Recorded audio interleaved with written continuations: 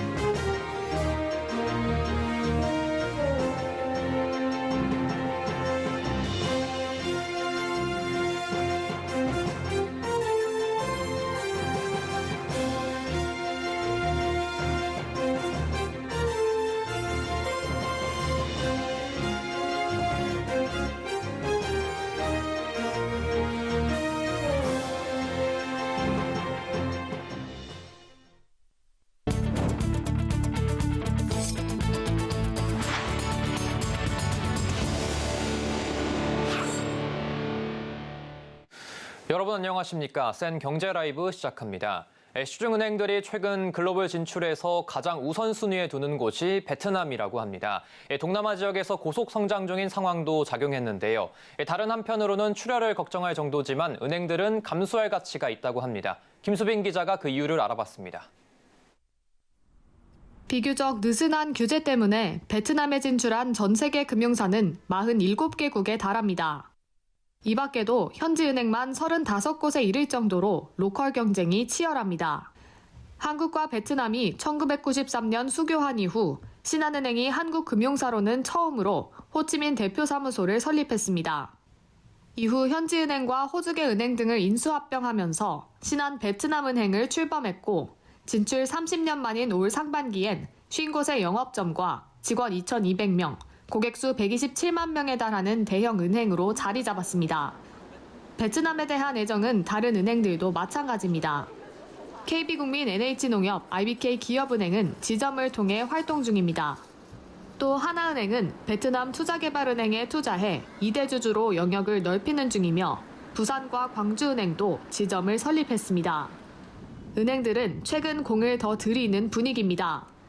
베트남 법인인 베트남 우리은행은 최근 21번째 지점을 열면서 베트남 5대 경제도시에 모두 지점을 설립했습니다. 올해 지점을 5개 낸 신한은행은 내년엔 최소 4개 지점을 더 낼 계획입니다.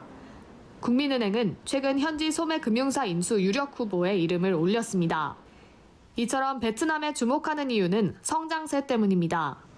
코트라 자료에 따르면 지난해 베트남 은행들의 대출과 예금 잔고는 사상 최대치를 기록했습니다. 현지은행 20곳은 역대 최대 이익을 보였고 여신 성장률은 평균 14.5%에 달합니다. 특히 올해부터는 정부 주도로 디지털 전환을 시작했는데 디지털 뱅킹 기술이 우수한 국내 은행들에게는 또 다른 시장인 셈입니다.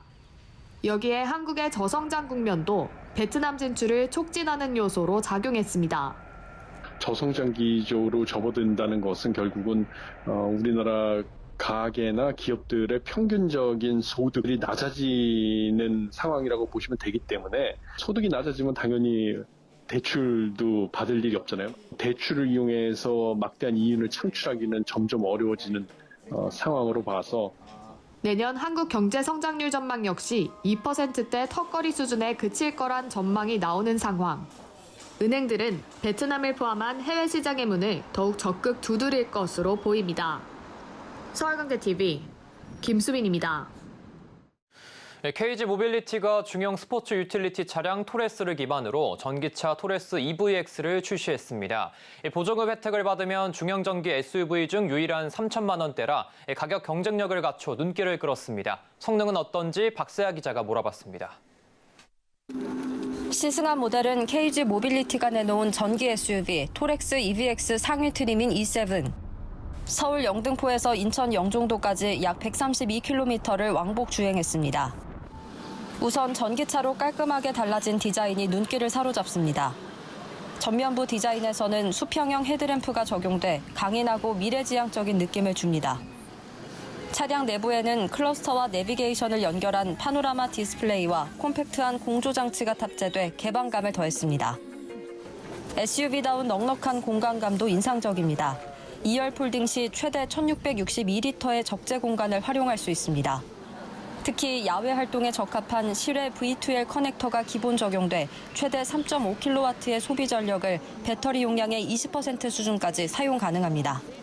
토레스 EVX는 가장 SUV다운 전기차답게 SUV를 즐길 수 있는 차박 시스템이라든가 레저 활동을 다양하게 즐기실 때 이 V2L을 통해서 전기 히터, 전기 매트 이런 것도 다 사용할 수 있으니까요.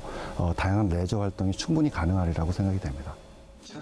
토렉스 EVX에는 비아디의 리튬 인산철 블레이드 배터리가 탑재돼 에너지 밀도를 높였습니다. 1회 충전 시 주행 가능 거리는 433km. 주행감은 정숙성을 바탕으로 부드럽고 경쾌한 편이었고 흔들림이 적었습니다. ADAS 기능이 탑재돼 고속도로에서 지능형 차량 속도 제어와 자동 차선 변경을 이용해 주행 피로도를 낮췄습니다. 무엇보다 가격 경쟁력은 소비자 눈길을 끌기 충분합니다.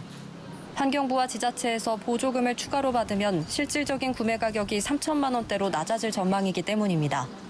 서울경제TV 박세아입니다. 삼성이 오늘 나눔의 날 행사를 열고 일상 속 나눔을 확산하자는 메시지를 전달했습니다. 지난 1일부터 2주간 진행된 나눔위크 캠페인에는 지역사회 대면봉사와 나눔 키오스크를 통한 기부, 헌혈 등 삼성전자와 관계사 23곳에서 임직원 총 10만 7천 명이 동참했습니다. 특히 사원증을 대면 한 번에 1,000원을 기부할 수 있는 나눔 키오스크는 평소의 2배를 뛰어넘는 2억 원이 모였습니다. 또 나눔위크 기간 운영한 헌혈버스를 통해 임직원 4천여 명이 헌혈에 동참했습니다. 이날 삼성은 헌혈버스 4대를 대한적십자사에 기부하기도 했습니다. 삼성은 일상 속 나눔에 참여한 삼성 임직원들에게 감사와 격려, 그리고 이 같은 노력이 우리 사회로 확산되길 바란다고 밝혔습니다.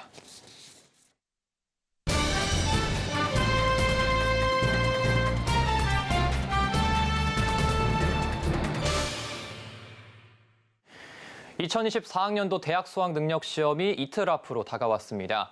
수능 뒤 억눌렸던 소비 욕구를 분출하는 수험생들은 매년 연말 유통업계의 주요 고객으로 떠오르고 있는데요. 엔데믹 이후 처음 치러지는 이번 수능 시즌을 기업들이 어떻게 준비하고 있는지 산업이부 이지영 기자와 이야기 나눠보겠습니다. 안녕하십니까? 안녕하세요. 네, 유통업계가 수험생을 겨냥한 행사를 펼치거나 아니면은 이 세트 메뉴를 출시하는 등 수능 응원 마케팅에 좀 분주한 모습을 보이고 있습니다. 이 각 업계에서는 어떻게 행사를 펼치고 있습니까? 네, 유통업계 수능 시즌은 크리스마스와 연말 전에 찾아오는 성수기인 만큼 각 업계에서는 수험생들을 사로잡기 위해서 지금 각종 행사를 진행하고 있습니다. 롯데백화점의 경우에는 명동 본점 지하 1층 식품 매장에서 청년 떡집 팝업 행사를 진행합니다. 팝업 행사에서는 SNS에서 화제가 되고 있는 캐릭터를 협업한 상품을 출시하는 것은 물론 또 수능 대박을 기원한 황금떡 선물 세트를 판매하고 있습니다. 홈플러스는 수능 준비로 지친 수험생들을 응원하기 위해서 건강 추천템 판매에 나서고 있는데요. 수능 시즌에 영양제와 같은 건강에 관련된 상품들이 인기를 끌고 있자 이것을 겨냥한 것으로 보입니다. 또 뚜레쥬르의 경우에는 지난달 30일부터 2주간 CJ 나눔재단이 지원하는 27개 지역아동센터와 고등학교 수험생들에게 수능 선물 세트를 600개 정도를 약 전달한 바 있습니다. 선물 세트는 탁상용 캘린더와 수능 일주일 전부터 하나씩 꺼내 먹을 수 있는 초콜릿 등이 들어있는 게 특징이고요. 또 특히 글귀가 적힌 부적카드 등이 들어있는데요. 10대들 사이에서 유행하는 캐릭터와 협업을 해서 한정판으로 이제 상품을 선보이면서 눈길을 끌고 있습니다. 뿐만 아니라 카카오톡도 선물하기 기능에 수능 응원 카테고리를 따로 만들어서 여기서 수능 응원하는 이제 선물들을 선보이고 있습니다. 네, 이번이 엔데믹 후 첫 수능을 치러지게 되겠는데 예년과 달라진 부분이 있다면 어떤 것들이 있을까요? 네, 우선 올해 캐릭터 협업 상품들을 살펴보면요. SNS 출신들의 강세가 눈에 띕니다. 과거에는 펭수 등 방송 매체를 통해서 유명해진 캐릭터들이 인기를 끌었다면 올해에는 이제 SNS에서 유명해진 캐릭터들이 주를 이루고 있습니다. 일례로 뚜레쥬르의 경우에는 이른바 잘파 세대를 겨냥한 수능 신제품으로 인스타그램 힐링툰 김토끼 캐릭터와 협업을 진행했는데요. 수험생을 격려하는 메시지 카드가 들어있고요. 또 희망을 심어주는 부적, 띠부실 등 굿즈들로 구성이 됐습니다. 특히 이번 수능은 엔데믹 이후에 처음으로 치러지는 수능인 만큼 수험생들이 이제 수능을 치르고 나서 체험할 수 있는 이벤트 행사들도 많이 마련될 것으로 보이는데요. 일례로 이제 CGV의 경우에는 용산 아이파크몰에서 참여형 이벤트 및 포토전 사진 촬영 장소를 선보일 계획입니다.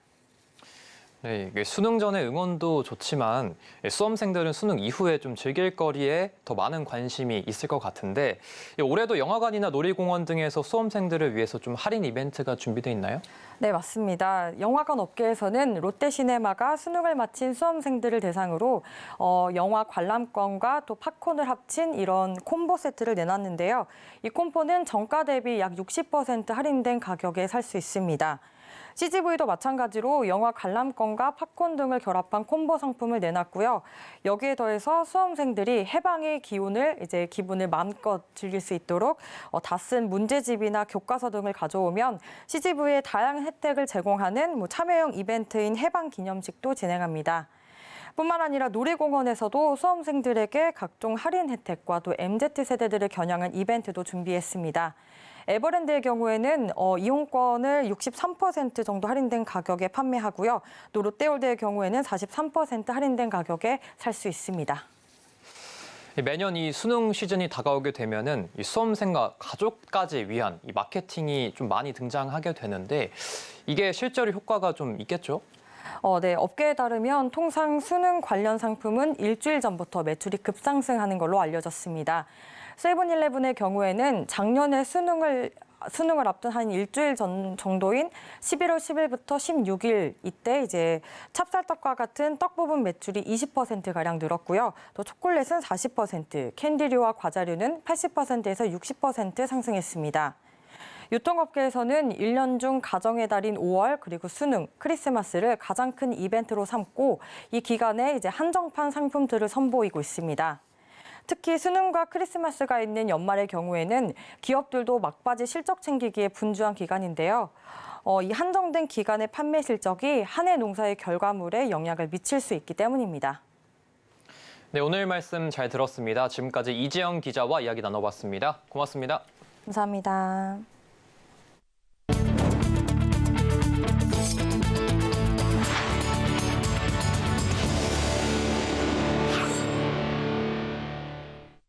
미래자원으로 꼽히는 폐배터리를 선점하기 위한 국내외 기업들의 전쟁이 치열한데요.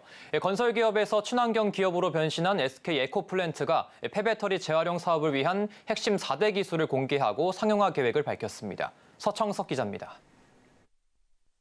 SK 에코플랜트가 폐배터리 리사이클링 전후 처리 전반에 걸친 핵심 4대 기술을 개발하는 데 성공했다고 밝혔습니다. SK 에코플랜트는 오늘 대전 한국지질자원연구원에서 배터리 재활용 기술 개발 선포식을 열고 2차 전지 재활용 기술 개발 성과 및 활용 로드맵을 발표했습니다.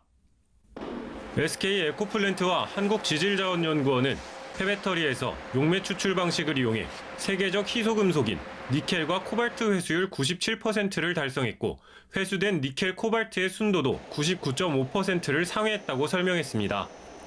또한 이번 기술은 추출자와 공정 최적화 연구를 통해 공정은 최소화하고 회수율은 극대화해 경제성을 확보하는 것은 물론 운용 비용과 설비 투자비 절감까지 기대할 수 있습니다. 특히 배터리 양극재에 사용되는 주요 소재인 리튬의 회수율은 90%를 달성했습니다. SK 에코플랜트는 기존 리튬 회수 방식에 사용되는 건식 방식이 아닌 용매 추출 공정을 최적화해 회수율을 끌어올리고 수산화 리튬을 생산하는 기술까지 연계시켰습니다. 성균관대와의 연구에서는 폐배터리 재활용 과정에서 발생할 수 있는 환경 문제를 해결할 수 있는 기술도 확보했습니다. 폐배터리 재활용에 필요한 추출제 성능을 개선해 사용되는 용수의 양을 절감하고 희소금속은 효율적으로 추출합니다. 끝으로 희소금속을 추출하기 전 필수적으로 수행해야 하는 배터리의 안전하고 효과적인 방전 기술도 고도화에 성공했습니다. 카이스트와의 협업으로 완전 방전에 걸리는 시간을 최대 49분까지 단축했습니다.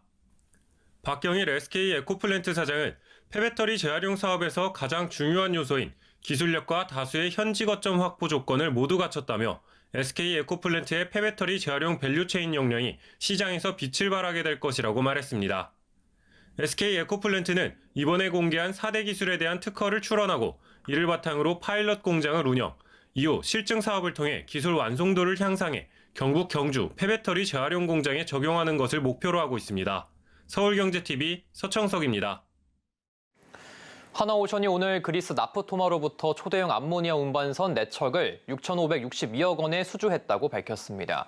이 선박은 거제 사업장에서 건조돼 2027년 상반기까지 선주 측에 인도될 예정입니다. 이번에 하나오션이 수주한 선박은 9만 3천 세제곱미터의 암모니아를 운송할 수 있습니다. 지금까지 발주된 암모니아 운반선 중 세계 최대 규모입니다. 암모니아는 연소 시 이산화탄소가 배출되지 않는 친환경 연료로 향후 무탄소 시대를 이끌어갈 대표적인 연료로 주목받고 있습니다. 선박에는 하나오션의 친환경 기술이 집약될 예정입니다. 축발전기 모터 시스템과 하나오션이 자체 개발한 스마트시 플랫폼 등이 설치됩니다. 향후 선주가 원활할 경우 암모니아 추진으로도 전환이 가능합니다. 하나오션은 무탄소 선박 시대를 선도하기 위해 대체 연료와 친환경 기술 개발에 주력하고 있습니다. 온실가스 배출을 점진적으로 줄이고 궁극적으로는 암모니아 추진, 수소 직접 추진, 수소연료 전지 추진 등 탄소 배출 없는 무탄소 선박의 상용화를 이루겠다는 계획입니다. 한동안 맥을 못 추던 게임주가 반등 신호를 보이고 있습니다. 3분기 호실적을 기반으로 공매도 금지 수혜와 국내 최대 게임쇼 G스타를 앞둔 기대감까지 더해진 모습인데요. 관건은 신작 출시 흥행 여부입니다. 김혜영 기자입니다. 게임주의 주가가 들썩이고 있습니다. 11월 들어 위메이드와 크래프톤, 넷마블 등 주요 게임주의 주가는 두 자릿수 강세를 나타냈습니다. 우선 호실적이 주가 훈풍을 가져왔습니다. 게임 대장주인 크래프톤은 시장 기대치를 넘어선 성적표를 공개했습니다. 크래프톤의 3분기 영업이익은 1년 전과 비교해 31% 증가한 1,893억 원을 기록했습니다. 5분기 연속 적자 행진을 기록한 위메이드도 3분기 454억 원의 영업이익을 올리며 흑자 전환에 성공했습니다. 이와 함께 NHN과 컴투스 등도 선방한 실적을 내놨습니다. 공매도 전면 금지도 긍정적인 모멘텀으로 꼽힙니다. 미래에셋증권은 신작 흥행 불확실성 등의 이유로 게임주의 공매도 비율은 타 업종 대비 높은 수준이었다며 공매도 금지로 게임 산업에 대한 투자 심리가 개선될 전망이라고 평가했습니다. 이틀 앞으로 다가온 국내 최대 게임쇼 G스타 기대감도 더해지고 있습니다. G스타는 신작 개발 상황을 점검하고 출시 연기 가능성을 가늠할 좋은 기회로 꼽힙니다. NH투자증권은 G스타를 기점으로 겨울 성수기가 본격화된다는 점에서 게임 산업 내 G스타는 상당히 중요한 이벤트라고 평가했습니다. 증권가는 게임주의 주가의 향방을 가를 이슈는 신작 출시라고 입을 모읍니다. 한편 펄어비스는 신작 출시가 지연되며 주가 하락을 부추기고 있고 카카오 게임즈도 신작 출시가 미뤄지면서 기대감이 낮아지는 분위기입니다. 서울경제TV 김혜영입니다. 사람이 떠난 원도심을 살리기 위한 도시재생 사업이 전국적으로 활기를 띠고 있는데요. 전북 전주시는 도시재생 사업 성과 등을 주민들과 공유하기 위한 도시재생 주간을 개최해 관심을 모으고 있습니다. 현장을 박민홍 기자가 다녀왔습니다.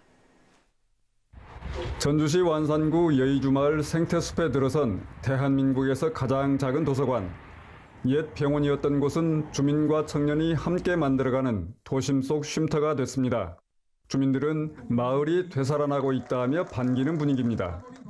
도시 재생 사업으로 인해서 저희 마을에 주민 공동 이용 시설이 생겼고 또 옛 이야기 도서관이 생겼어요. 카페도 있고 도서관도 있어서 그런 문화시설을 이용할 수 있어서 참 좋습니다.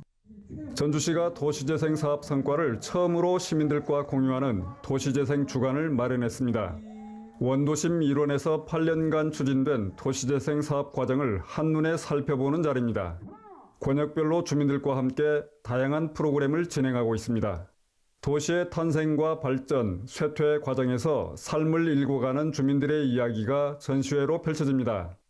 또 주민들끼리 얘기 나누다 보니까 혼자 외롭고 고립된 게 아니라 서로 도움을 주고 받을 수 있을 거라는 저는 느낌을 받았습니다. 저희가 가진 숙제가 저희가 풀 문제이긴 하지만 같이 풀어왔으면 좋겠다는 측면에서 오늘 모여본 거고요. 도시재생 사업 거점 시설을 소개하고 새롭게 다시 태어난 마을의 생일 축하 파티와 선물 판매 시장도 열립니다. 도시재생 사업은 지속가능한 공동체 사회를 만들어가는 회복과 희망의 과정으로 주목받고 있습니다. 전주시에서 도시재생을 본격적으로 시작해서 8년의 시간이 되었는데요. 이 8년의 시간 동안 주민과 현장지원센터 같이 함께하면서 많은 성과를 얻은 것 같아요. 전주시의 도시재생 사업은 대한민국 도시재생 산업박람회에서 최우수상을 받는 성과를 올렸습니다. 주민과 함께 사람을 핵심가치 삼아 진행하는 도시재생 사업. 전주는 지금 재생 중입니다. 서울경제TV 전북 박민홍입니다. 감사원이 오늘 신재생에너지 사업 추진 실태 감사 결과를 발표하고 한국전력 등 공공기관 임직원 251명이 불법으로 태양광 발전 사업에 종사한 사실을 적발했다고 밝혔습니다. 새마을금고 경영혁신자문위원회가 오늘 새마을금고 경영혁신안을 발표했습니다. 혁신안은 연임제인 회장 임기를 4년 단임제로 바꾸고 전문 경영인 체제 도입과 부실금고에 대한 신속 정리 등을 담았습니다. 유인촌 문화체육관광부 장관이 1조 원 규모의 전략펀드 신설 등의 내용이 담긴 영상산업 도약 전략을 내놨습니다. 정부는 이를 통해 향후 영상 콘텐츠 사업을 40조 원 규모로까지 성장시키겠다는 전략입니다. 정부가 불법 사금융 특별 근절에 나섭니다. 내년 상반기까지 불법 사금융 특별 근절 기간으로 정하고 범죄 수익 축적과 세무조사를 병행하기로 했습니다. 불법 채권 추심에 대해서는 스토킹법을 적용하는 등 강경 대응에 나서겠다는 계획입니다.